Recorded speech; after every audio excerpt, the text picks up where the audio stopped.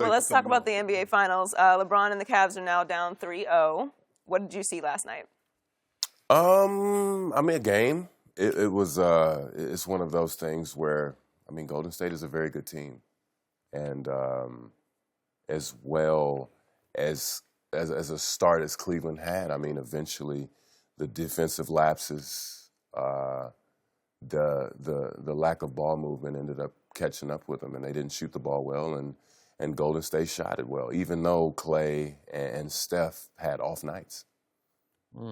So defensive lapses, you realize that all year long, the Cavaliers were a poor defensive team. Yes. They finished 29th out of 30 teams. So is this a surprise that they break down and make mistake after defensive switch mistake? No, it's not a surprise. I think, one of the interesting things about sports, the NBA especially, is that you kind of have to, I'm sure you've heard the term building habits. And as hard as it is, and I know I kind of hate it, I'm saying this because we used to hate when coaches would say this, but you have to build your defensive habits, your offensive habits, your team habits early on in the season. So from day one, you have to say, all right, just in case, we need to get a stop to win a championship, and, we need to do that. And I think defense is the most important thing, especially when you have a team like the Warriors that's kind of dominating the league right now. I think defense should be a main priority for everybody. So basically you say build good habits, but just like you can build good habits, you can build bad habits. Oh, yeah. And it seems like they fall back into that. They play well, but it's just at the most inopportune of times you see guys looking like my bad, Right. my bad. And my bad gets you beat. Well, yeah, I mean, you can see the communication. Everybody's kind of bewildered. Guys are getting dunks. I don't think Sean Livingston's missed a shot. He's missed one. 13 to 14. Missed one shot. I mean, their role players and their bench players are getting layups and dunks and offensive rebounds and easy putbacks. So, just the fact that they shot 53%. 52%, I think, in the play. It's the finals. That usually never happens. But also what usually never happens is a bottom-tier defensive team getting to the NBA Finals. So, it's like true. You can't just turn it on all of a sudden. It just doesn't work like that. So you have been around a lot of greatness, witnessed a lot of greatness. What did you see from Kevin Durant under those circumstances, turning point game 3 last night? I mean, this dude, he's been a special player for a very long time. I think everybody kind of knew that and felt that when he came into the league. But now he's really just kind of being able to flex on everybody. He can play relaxed. He's got guys that can take pressure off him. So in instances like these, if he needs to hit 40 points in the flow of the game, he didn't take any bad shots. He didn't force anything. I think he forced more game 1 shots. Game 1, he was kind of forcing it. Yep. This game, he was hitting tough. Not tough. Well, yeah, they were tough shots. He's giving you every move in the book. It's like a basketball video. 1 dribble pull-ups, 2 dribble pull-ups, right shoulder fadeaways, left shoulder. He's tough to guard, and on those switches, he's tearing them up. And then he's making plays for his teammates. So that's tough to guard. Have you seen a better mid-range jump shooter than he is, a more lethal? No, I think like Vinnie Johnson back in the day, maybe. But he was 6'2", and he's yeah. He's 7. He's my height. He's right there with you. Yeah, we can look. He looks me right in the eye, and it's crazy. Just the fact that his quickness and his speed and his ball handling ability and his shooting ability is like that. But yeah, he's got guys that are 6 inches shorter than him sometimes, and he's shooting right over him. Yet you guys in, 2012, you beat him 4 straight games. I called him the Baby Thunder, but what did you see from Kevin there what's the growth pattern?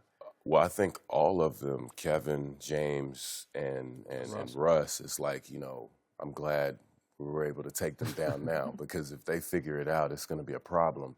And it's crazy because all 3 of them have been in MVP contention in the last 4 or 5 years. But back then, he was a very good basketball player then. Pretty much kind of the same.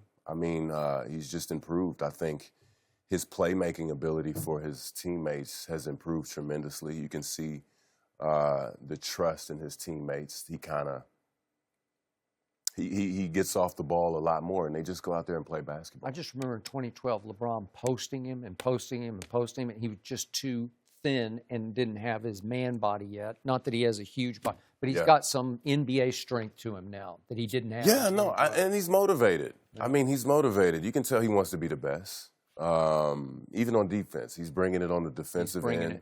You know, I mean, even when he's off the ball, I remember, I think during the regular season, I can't even remember who they were playing, but you see a guy go by somebody, they think they've got a wide open 15-foot shot. He's coming from the other side of the court to kind of contest and block shots and rebounds and just do all the scrappy things to get another trophy. What makes him so difficult to guard? He's 7 feet. And he can handle it. And his shooting ability, I think he's got every move in the book, man. I think you kind of really see the evolution of basketball when you watch these guys play. I mean, he can finish left, finish right. He can post up. Mid-range game is good.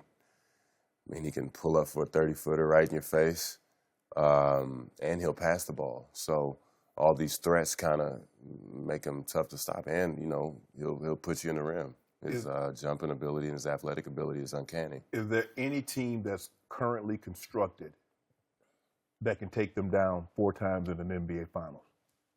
Or is someone going to have to team up? Oh, yeah, you got to team up. That's what KD did. That's the new NBA. You got to team up, man. And well, I mean, you guys teamed up. We teamed up. Oh, yeah. I mean, that is the dynamic of the league. It's too hard. Now, I will give Golden State credit, more credit than none, because their players they drafted just became. I don't think anybody saw Draymond Green being an all-star. Steph becoming Steph Clay. being an all-star, and nobody even drafted. Nobody wanted to draft him, you know. And he slid a little bit. The Warriors saw something. Klay Thompson had a buzz, but not like that. Right. And then these guys were like, "No, I'm good."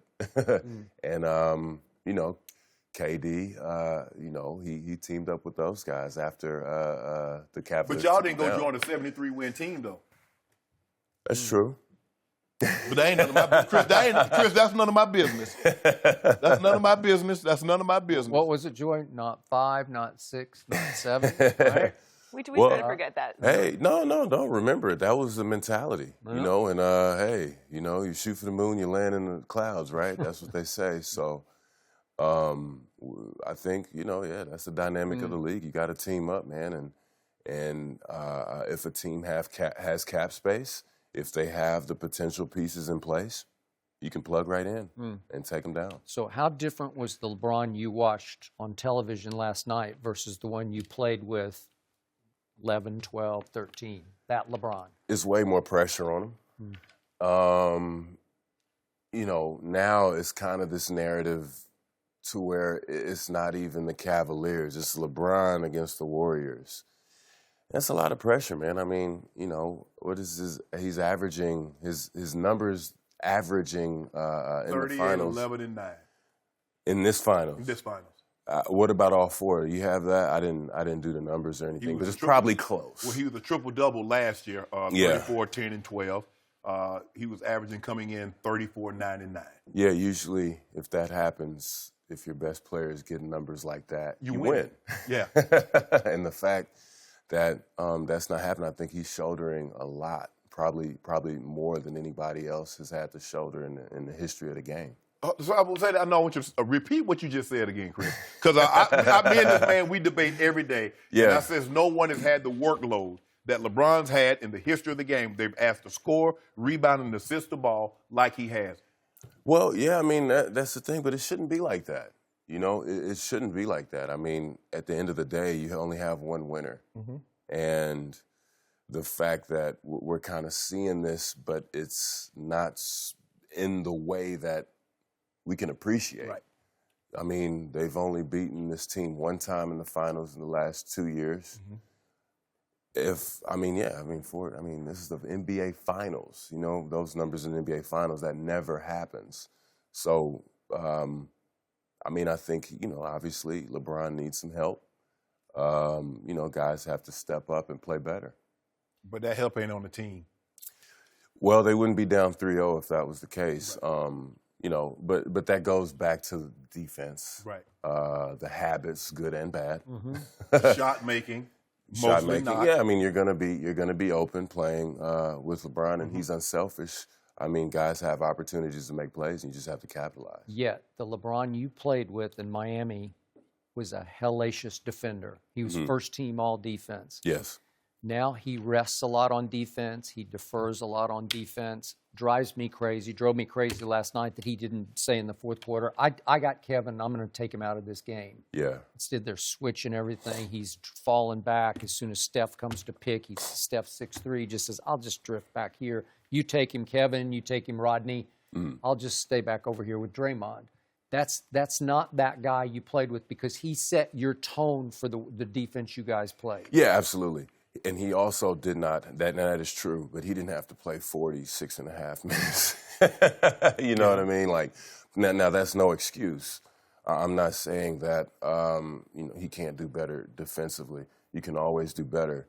But the tremendous workload, man, the fact that we think it's normal for a guy to average 46 minutes a game throughout the playoffs. I mean, I was watching the game last night. He couldn't come out, you know. He comes out, then they put him right back in, you know. Yep. So He only played 46, 52. he got a minute and 8 seconds left. But who's that guy, Kevin Love? Who's that guy? He had 20 and 13. Those are But pretty he had good 15 numbers. in the first half, Skip. Stop it. I'm starting it. No, you say the second half. You say the fourth quarter. How many did they have in the fourth quarter? Well, how many did the Cavaliers have in the fourth quarter? Whatever Is they the had, better question. whatever they had, Bron had 12 of them. Oh, okay. But the last 3 minutes of the game, it was 14-5 Golden State. So who had those 5 points? I don't know. Bron had 19 in the second half. Okay. He had 12 in the fourth quarter. Huh. Well, They had 21. some guy named Rodney Hood, I don't know where he came from. He had 15 points last night. That's not bad. That's a little help, wouldn't you say? Oh, hold on. How many points did you say he had? 15. Who had the biggest minus and plus minus for the Cavaliers? For the minus was Yeah. Rodney Hood. The guy you just said had 15. Who had the second biggest minus for the Cavaliers? LeBron. Oh, thank you. Who had the biggest The man, hold plus? on. Wait. That man played- Who had the biggest plus in the game? The dude. Kevin Durant was plus 18? No, you plus 15. You sure? Yeah, I'm sure. Oh, okay. But LeBron played 46 minutes. Chris, I try to explain to Skip all the time that normally if you lose a game and you play the most minutes, there's a very good chance you're going to have the highest minus. yeah, if you lose, If you lose and you play the most minutes, Yeah. I feel very comfortable saying that, Skip. I don't like the plus minus. I don't either. He I loves don't like it. that. if it makes my case, I love it. Oh, he loves PER also. Is that how you say it? The highest minus? Yeah, he had the highest minus. Highest. Thanks for watching. Subscribe here to get the latest from the show, and be sure to check out more of the best clips from Undisputed, or go watch a few segments from our other shows on FS1.